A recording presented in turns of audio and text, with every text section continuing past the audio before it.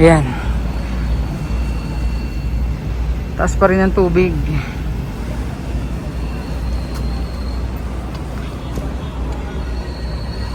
So walang makadaan kahit po sasakyan. Mas lalo yung mga tao. Talagang ligo ka dito. So ilang araw na mataas pa rin yung tubig dito sa tunnel ng Jones Bridge, katabi po ng Esplanade.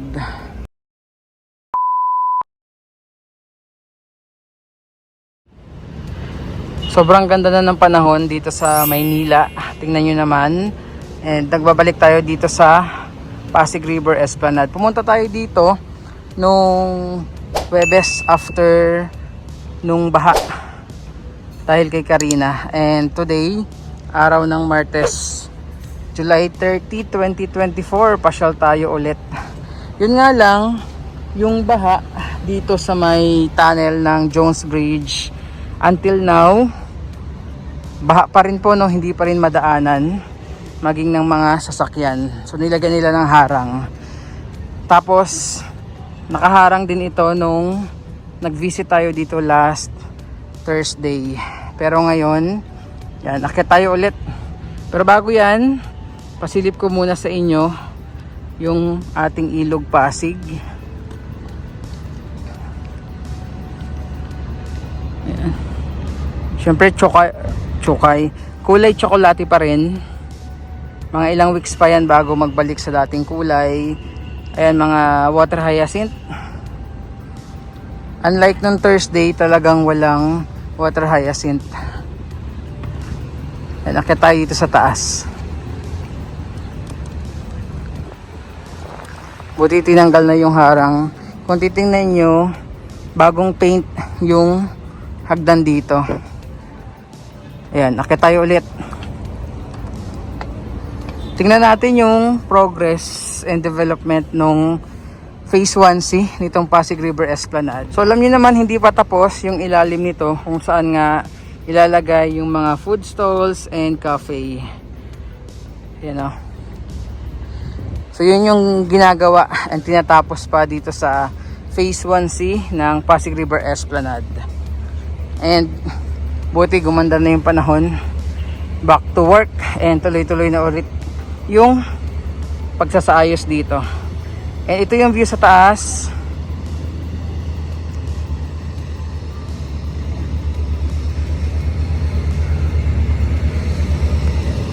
Tapos the first, ito pala ang pangalan ng building na to. Ang sabi kasi ni YouTubero sa akin, gagawing hotel daw ito, no? Tapat na tapat dito sa Phase 1C. Ang pangalan pala niya ay, ng building na to, the First National City Bank of New York. Yan pala yung pangalan niya, no?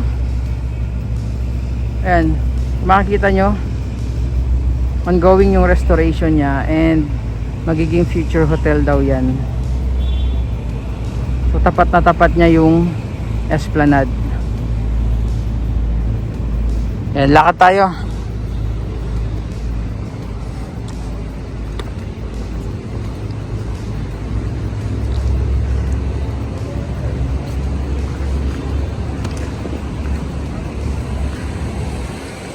So putol pa, no? Kasi tinatapos pa yung padugtong nito. Dito lang tayo sa may bandang lagpas ng fountain. Ayan. So yung tapat nito, which is Binondo and Escolta side, most likely baka papuntang Santa Cruz, yun daw yung Phase 2. So tapatan yan, lalagyan po ng Esplanade. Kung ano yung nakikita nyo dito na ginawa sa side na to, sa may bandang Intramuros, sa side ng post office, ay magkakaroon din po, no, dyan sa may kabilang side nitong Pasig River. Ayan. So far wala pa naman po masyadong bago dito sa Phase 1C ng Pasig River Esplanade. Pero yung kadugtong niya, kasi ang sabi, yung showcase area ay dadagdagan pa ito ng papunta doon sa Fort Santiago, and may barge na doon baka nag-umpisa na rin po nung paggawa nung pinakakadugtong ng kabuuan para dito sa phase 1 ng Esplanade. So dito naman tayo dadaan sa kabila. So kita nyo, kahit po mga naka-wheelchair or mga PWD po na mga kababayan natin ay pwedeng makapasyal dito. Even yung ating mga senior citizen na naka-wheelchair po, pwedeng sila dito dahil may mga elevated ramp and elevated areas, no, para sa kanila na pwede pong madaanan.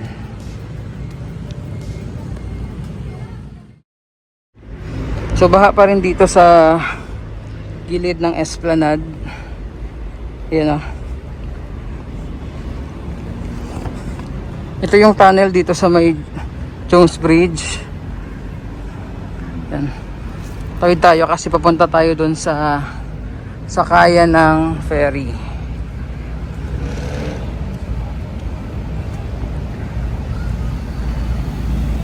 Ayan. Taas pa rin ang tubig.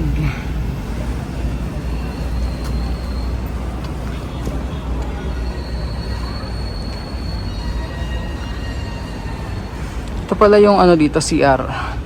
Kung papasyal kayo.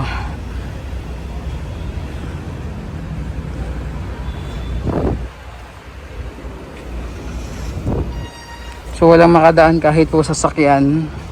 Mas lalo yung mga tao. Talagang ligo ka dito. So ilang araw na mataas pa rin yung tubig dito sa tunnel ng Jones Bridge, katabi po ng Esplanade. Ayan.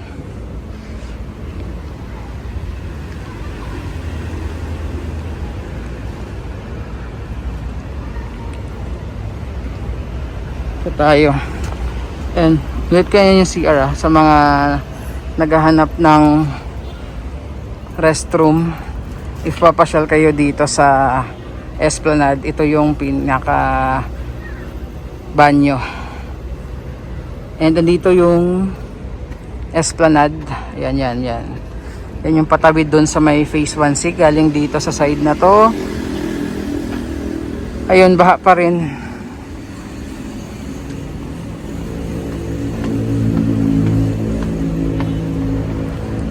Taas pa rin ang tubig.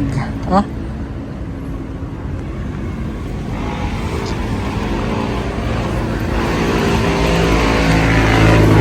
Kaya tayo dito sa Jones Bridge, patawid sa kabila, papunta sa Binondo. Dahil mag-update din tayo ng Pasig River. So ngayon lang ulit tayo mag-update ng Pasig River kasi walang operation nung mga nakaraang araw dahil sa mataas na tubig sa Ilog Pasig. Tingnan natin, kakamustahin yung Pasig River.